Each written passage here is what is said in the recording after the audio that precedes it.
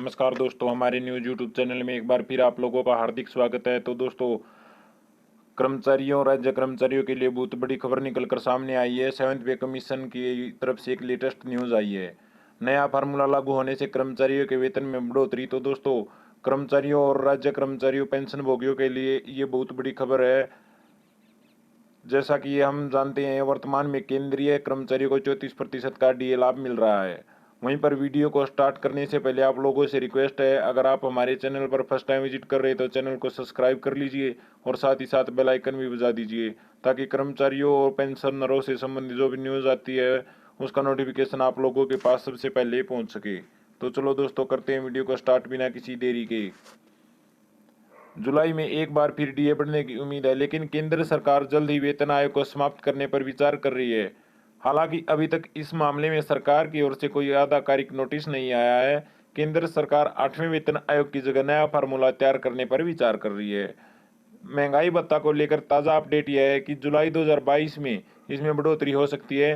महंगाई और औद्योगिक सूचांक पर नजर डालें तो महंगाई भत्ता करीब 5% बढ़ सकता है। साल 2019 के बाद यह पहली बार होगा जब महंगाई भत्ते में 5% की बढ़ोतरी होगी।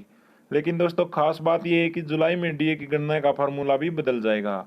लेवल मैट्रिक्स 1 से 5 वाले केंद्रीय कर्मचारी का वेतन कम से कम 21,000 हो सकता है। साथ ही वेतनमान को खत्म कर हर साल 2024 में नया फार्मूला लागू किया जा सकता है।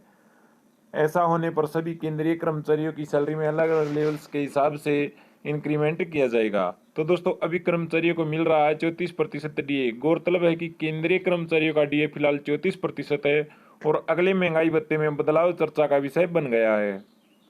एआईसीपीआई सूचांक में लगातार वृद्धि के साथ महंगाई भत्ते की गणना के लिए एक नया फार्मूला लागू किया जा सकता है। उल्लेखनीय है कि केंद्र और राज्य सरकार के कर्मचारियों के जीवन स्तर में सुधार के लिए उन्हें महंगाई भत्ता दिया जाता है। यदि मुद्रास्फीति बढ़ती है तो कर्मचारियों के जीवन स्तर में कोई अंतर नहीं आना चाहिए। सरकारी कर्मचारी, सार्वजनिक क्षेत्र के कर्मचारियों को डीए और पेंशन भोगियों को महंगाई भत्ता की राहतें दी जाती है। इसी के साथ दोस्तों, एआईसीपीआई इंडेक्स डीए निर्धारित करने में महत्वपूर्ण कारक है, लेकिन दोस्तों केंद्र सरकार के डीए में वृद्धि की संभावना को इंगित करता है। जुलाई के महीने में सरकार कर्मचारियों के लिए कुछ और खुशखबरी ला सकती है। अब ताज़ा मीडिया रिपोर्ट्स की माने तो दोस्तों, जुलाई में डीए में 5% की बढ़ोतरी हो सकती है, यानी टोटल डीए 39% तक पहुंच सकता है। यह फार्मूला कब लागू होगा, फिलहाल इस बारे में अभी कोई जानकारी नहीं है दोस्तों, लेकिन नया फार्मूला लागू होने के बाद केंद्रीय कर्मचारी और पेंशन भोगियों को लाभ मिलने वाला है। आपको बता दें कि सेंट्रल गवर्नमेंट एम्प्लॉयज की सैलरी में बढ़ोतरी के लिए नया फार्मूला होगा लागू। केंद्रीय कर्मचारियों के लिए अच्छी खबर है कि वे 7वें वेतन आयोग के बाद अब वेतनमान खत्म होने जा रहा है और केंद्रीय कर्मचारियों के वेतन में बढ़ोतरी के लिए दोस्तों नया फार्मूला लागू होने वाला है। जानकारी के अनुसार यह फार्मूला वर्ष 2024 से लागू किया जा सकता है। 7वें वेतनमान के बाद केंद्र सरकार अपने कर्मचारियों के नए फार्मूले से वेतन देगी। वहीं पर बता दें दोस्तों कि वर्तमान समय में केंद्रीय कर्मचारी अप्रैल 2022 से 7वें पे कमीशन के अनुसार सैलरी का लाभ ले रहे हैं। फिलहाल केंद्र सरकार ने इस बारे में कोई भी ऑफिशियल नोटिस जारी नहीं किया है। नया फार्मूला लागू होने के बाद दोस्तों सभी कर्मचारियों के वेतन में उनके लेवल के हिसाब से बढ़ोतरी होगी। नया फार्मूला लागू होने से दोस्तों कर्मचारियों की सैलरी में उनकी परफॉर्मेंस लिंक्ड इंक्रीमेंट के अनुसार ही बढ़ोतरी की जाएगी और इसी वजह से इसे ऑटोमेटिक पे रिवीजन का नाम भी दिया जा सकता है। इसके साथ ही 50% से ज्यादा डीए होने पर वेतन पेंशन में अपने आप बढ़ोतरी हो जाएगी। इसके अलावा टाइम टू टाइम कर्मचारियों के वेतन और पेंशन भोगियों की पेंशन में भी वृद्धि होती रहेगी। साथ ही आपको बता दें कि महंगाई भत्ते को लेकर नया फार्मूला, तो दोस्तों जुलाई माह में केंद्रीय कर्मचारी के वेतन में वृद्धि की पूरी संभावना है, लेकिन इस बार वेतन बढ़ाने के नियमों में बदलाव किया जा सकता है। जुलाई के बाद केंद्रीय कर्मचारियों के वेतन में बड़ी बढ़ोतरी हो सकती है, क्योंकि एआईसीपीआई के आंकड़े बताते हैं कि कर्मचारियों को 5% महंगाई भत्ता मिल सकता है। इससे कर्मचारियों को 39% डीए मिलना है, यानी अब केंद्रीय कर्मचारियों के वेतन में बड़ा इजाफा होगा दोस्तों।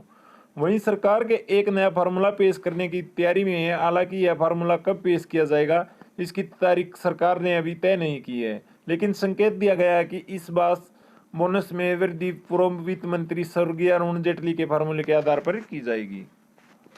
और आपको बता दें कि नए फार्मूले के आने से कर्मचारियों को बड़ा फायदा मिल सकता है। ऐसे में कुछ कर्मचारियों को वेतन में ज्यादा फायदा मिलने की उम्मीद है।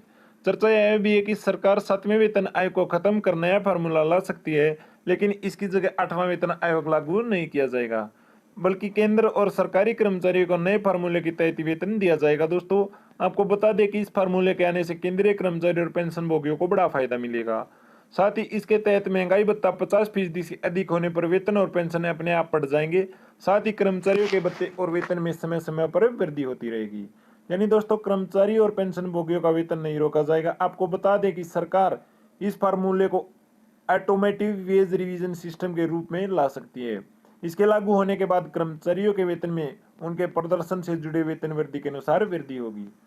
और आपको बता दें दोस्तों, श्रम एवं रोजगार मंत्रालय ने भी महंगाई भत्ते की गणना के लिए नया फार्मूला तैयार किया है। मंत्रालय ने डीए गणना के लिए आधार वर्ष 2016 में बदलाव किया है। महंगाई भत्ते की गणना 7वें वेतन आयोग के डीए की वर्तमान दर को मूल वेतन से गुणा करके निकाली जाती है।